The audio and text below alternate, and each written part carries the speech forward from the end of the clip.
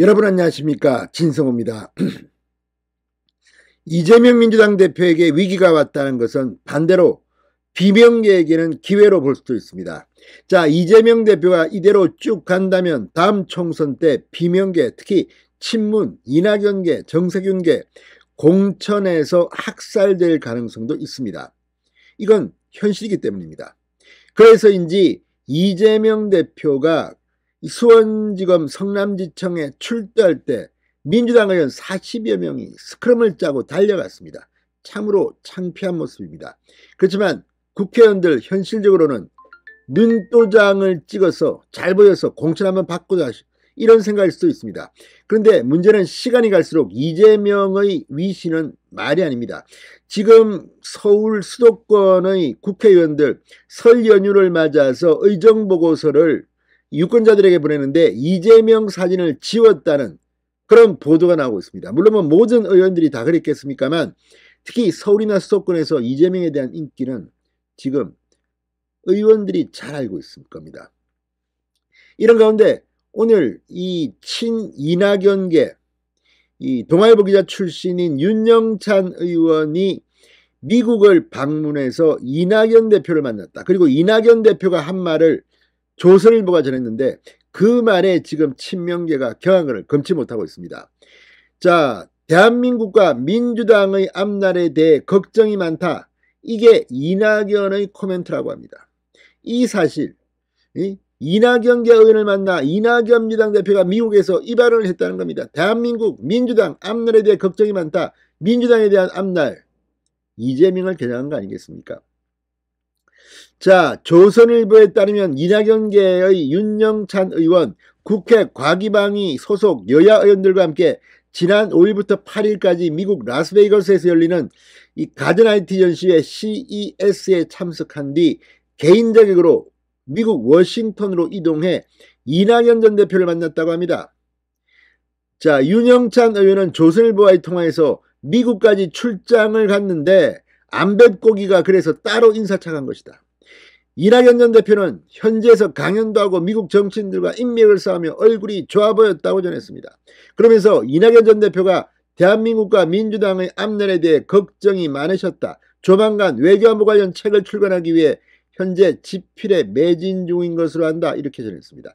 자, 여기서 민주당의 앞날에 대해 걱정이 많으셨다. 사실 지금 민주당은 헤매고 있습니다. 지지율이 하락 정체 상태입니다. 국민의힘은 치솟고 있습니다. 윤석열 대통령의 지지율은 지금 40%를 돌파했다는 것이 이미 오래됐습니다. 자, 지금 이재명은 설 연휴가 끝난 뒤에도 서울중앙지검에 출석해야 하는데 28일 날 간다고 했다가 검찰이 웃기지 마라. 조율은 무슨 조율? 일방적으로 발표하면 되느냐? 이런 식이면 피해자들 지멋대로 검찰 출석 날짜를 정할 겁니다. 아무튼 계속해서 이재명 대표는 망신을 당하고 있는데 지금 이재명 대표가 언젠가는 대표에서 물러날 것이다. 유고 상태가 올 것이라고 생각하는 사람들이 점점 늘어나는 것은 아닌가. 친명계에서 실제로 빠지고 있다. 이낙연, 정세균계는 말 것도 없고 친 이재명계조차도 지금 이 탈퇴, 이 친 이재명계의 대회에서 빠져나가고 있다는 그런 보도들이 잇따르고 있습니다. 이런 가운데 윤영찬 의원이 이낙연 전 대표를 만나서 이렇게 발언을 전하자 지금 분위기가 심상치 않습니다. 친명계는 경황된 반응을 보입니다.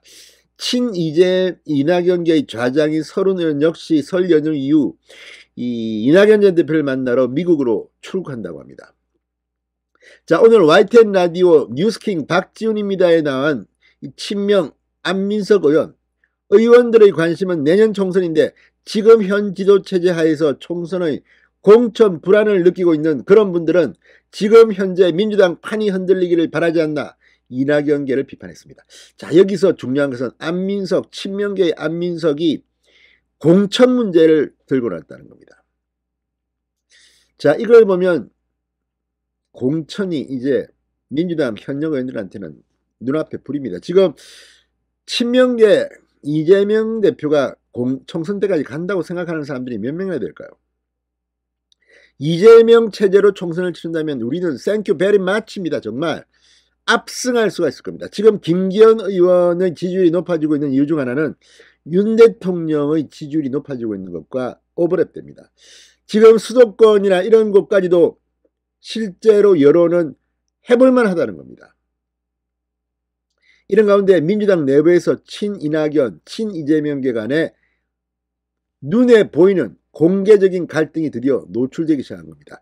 자, 안민석 의원은 명분론적으로는 당과 대표 수사를 분리해야 된다거나 당이 힘이 걱정이 된다, 그런 식의 말씀을 하시겠지만 그 의미는 결국에는 내년 총선에 대한 불안감, 그런 것들이 있고, 그리고 그런 불안감을 느낀 분들은 또 3355 모여서 그러한 속내들을 틀어놓기도 하고, 그것이 이재명 대표가 조금 흔들리면 파편화된 것에서 조직화될 수도 있다, 이렇게 덧붙였습니다.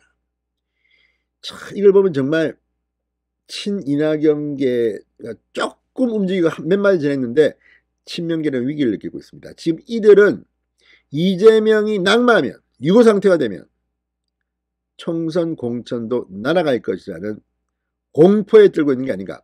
자, 안민석 의원, 이 대장동은 저희 민주당 내부에서 경선시에 다 나온 거기 때문에, 그리고 지금도 그 후유증이 거의 내부적으로 돌이킬 수 없는 불행한 관계들로 설정되어 있다. 의원들 간에도 그렇고 특히 지지자들 간에 서로가 섞일 수 없는 적대적인 그런 관계가 되어버렸다고 말했습니다. 친문진영이 어제 정책포럼 4의제를 출범시키고 민주주의 4.0도 활동을 재개한 것도 공천과 관계가 있냐고 보는 질문에 저는 무관치 않다고 본다. 개혁을 빙자한 내부의 개파를 형성하는 그런 의도가 숨어있다고 하면 그것은 바람직하지 못한 것이라고 경기감을 나타냈습니다. 자, 지금 친문들이 움직이고 있고 친이낙연계가 움직이고 있습니다. 친명계 지금 공개적으로 공천까지 이야기하면서 반발하고 있습니다. 민주당이 곧 부동강이 날 것 같습니다. 진성호의 융단 폭격이었습니다. 여러분 감사합니다.